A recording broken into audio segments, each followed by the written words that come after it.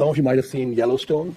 And there's one particular scene when the Native Americans are attacking and then they say, circle the wagons. Circle the wagons actually is a term that comes from the 19th century. These large wagon trails going west, claiming land and conquering the frontier. When the Native Americans attacked, the best defensive posture was to put the wagons in a circle and then try to defend as best as you can. That analogy might be a good way to think about investing in terms of circling the wagons. This year, in Buffett's letter, he said, 58 years of Berkshire management, most of my capital allocation decisions have been no better than so-so.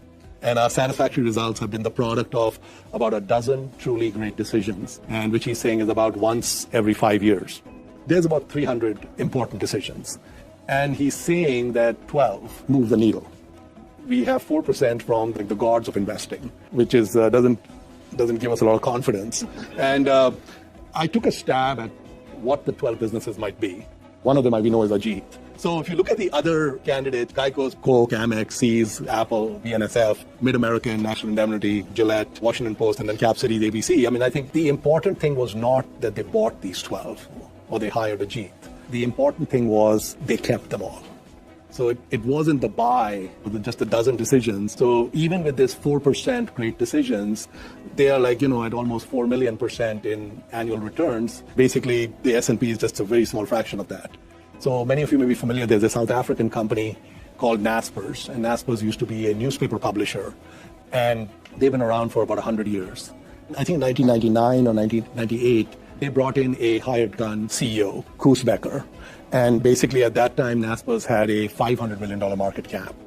Koos in 2001 took $32 million of that and bought an obscure Chinese company called Tencent. And he got a 46% stake, 46.5% stake in Tencent for the $32 million. In 2004, when Tencent went public, the value of Tencent was about $900 million at the IPO. They sold a few shares at the IPO. And so from 2004 to 2018, they never sold a single share of Tencent. In 2018, Tencent had a market cap of $530 billion. Went from $900 million, $10 billion, $50 billion, $100 billion, and they're not touching it. At this point, when the important thing was not that they invested in Tencent, because they invested in many other things. The important thing was that they didn't touch it. So again, the circling the wagons around Tencent was really key. Then we have Rakesh from India. He passed away last year. Rakesh was an exceptional investor. All the wealth was created organically from his investing. And he started with $400 when he was 25 years old. And when he passed away, it was $5.8 billion, which was a tremendous, 56% compounded over 37 years. In 2003, Rakesh bought 5.9% of a company in India called Titan Industries, which has a brand called Tanishq. And Tanishq is basically a jewelry and fashion retailer. So he owned 5.9%, and then by 2011, he had increased his stake in Titan to 11%. The second 6% or so that he bought, or 5% that he bought, he paid almost 20 times what he paid for the first 6%, which is psychologically really hard for us to do, But he amazingly kept adding to his Titan position at higher and higher prices.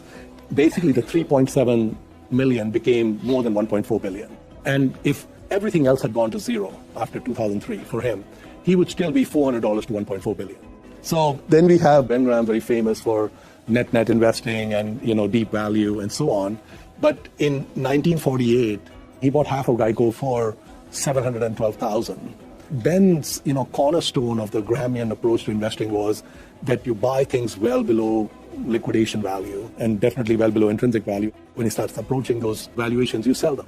And then you go back and find something else. He never applied that to Geico. He applied that to all his other stocks. He never applied it to Geico. And so when he passes away in 76, that 712,000 is 95 million excluding dividends.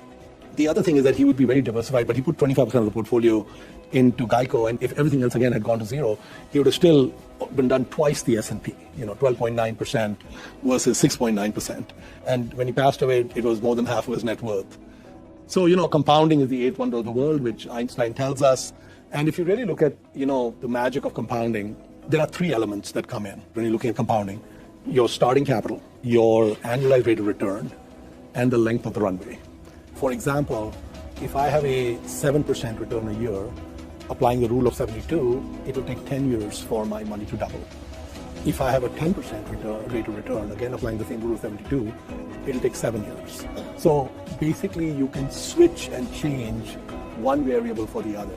If you're interested in the final outcome being a really large number, it could be a really large number by starting with a large number and having a short runway and even a small annualized rate. Or it could be you start with a really small number and some kind of a rate of return and then the runway.